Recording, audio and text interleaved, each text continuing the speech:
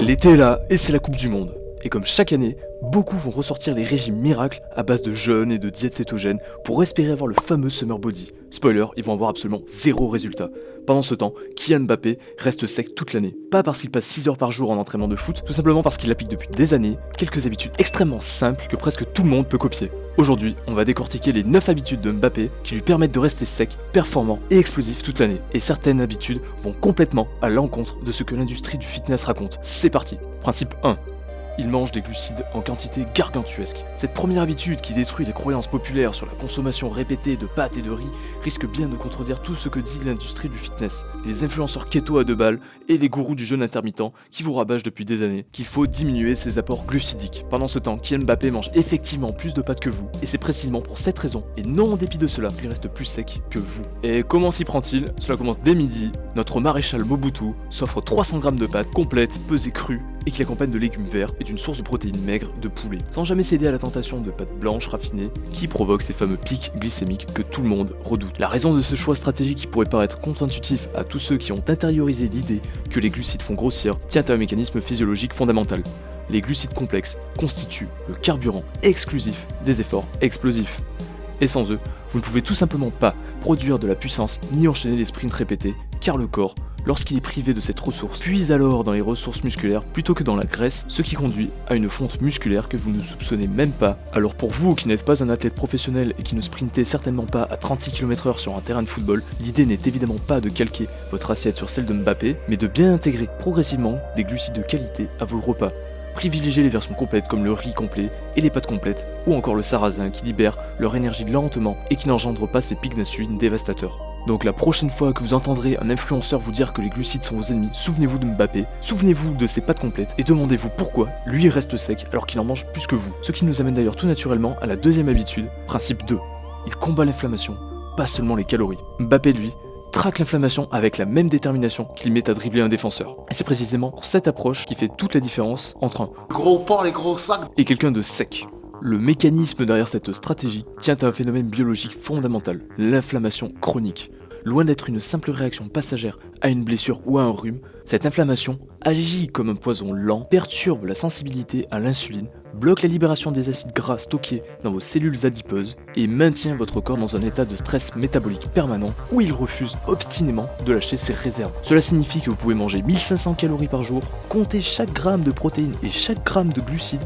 Si votre corps est enflammé, il ne vous rendra jamais ce que vous lui demandez.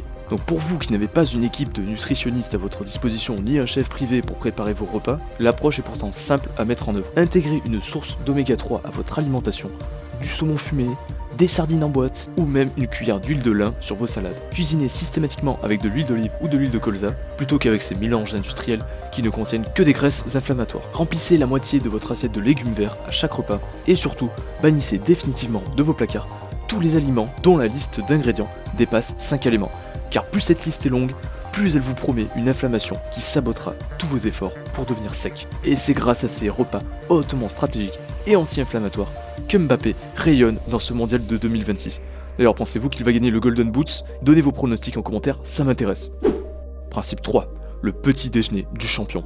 Mbappé, lui, ne saute jamais son petit déjeuner parce qu'il a compris que ce repas détermine toute sa journée. Il mange des œufs brouillés ou à la coque avec de l'avocat, un porridge d'avoine, des fruits frais comme des kiwis, des bananes et du thé vert, mais il prend jamais de café, parce que la caféine à jeun, ce n'est qu'un pansement sur une fatigue qu'elle ne fait qu'aggraver. Pourquoi ça marche? Car en offrant à son corps un mélange de protéines et de glucides complexes dès le réveil, stabilise sa glycémie pour la matinée. Résultat, pas de pic de sucre, pas de chute brutale, ni de fringale à 10 heures. Pendant que les autres cherchent désespérément une chocolatine, lui, il tient.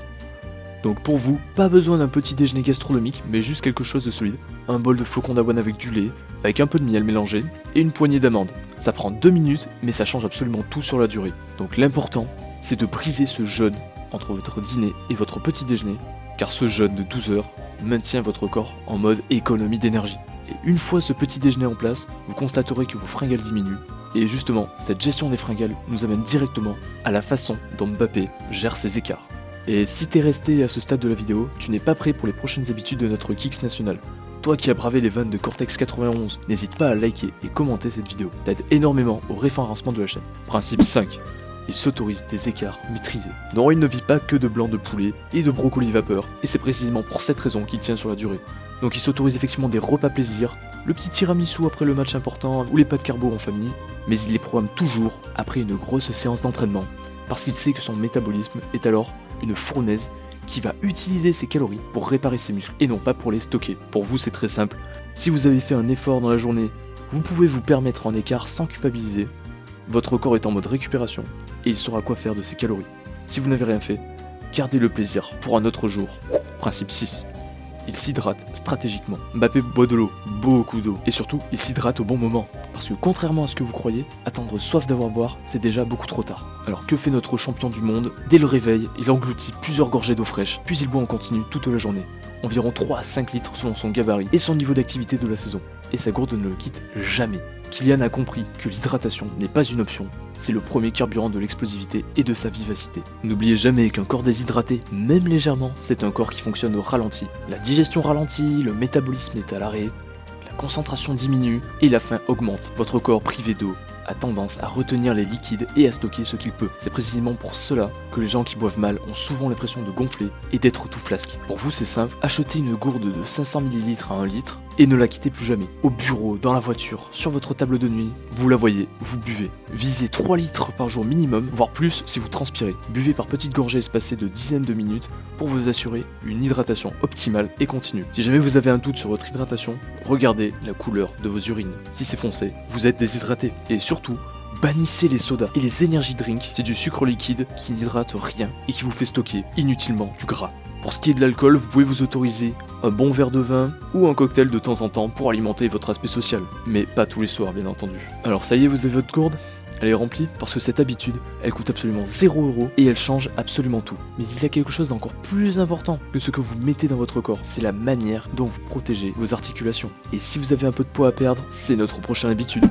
Principe 7. Mbappé protège ses articulations et ses ménisques. 7ème habitude, et celle-ci concerne un truc que les obèses négligent complètement.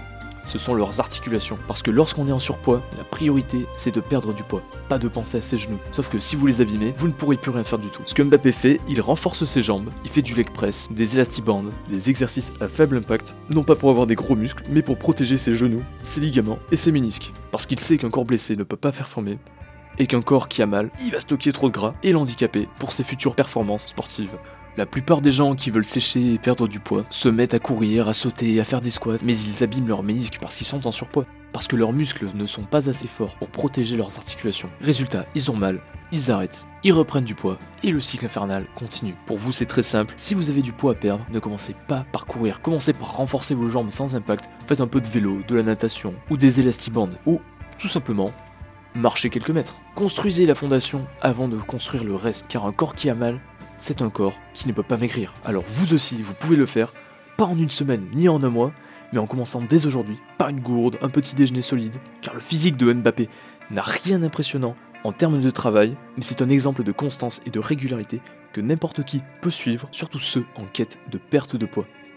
Merci d'avoir regardé la vidéo jusqu'au bout, et à bientôt.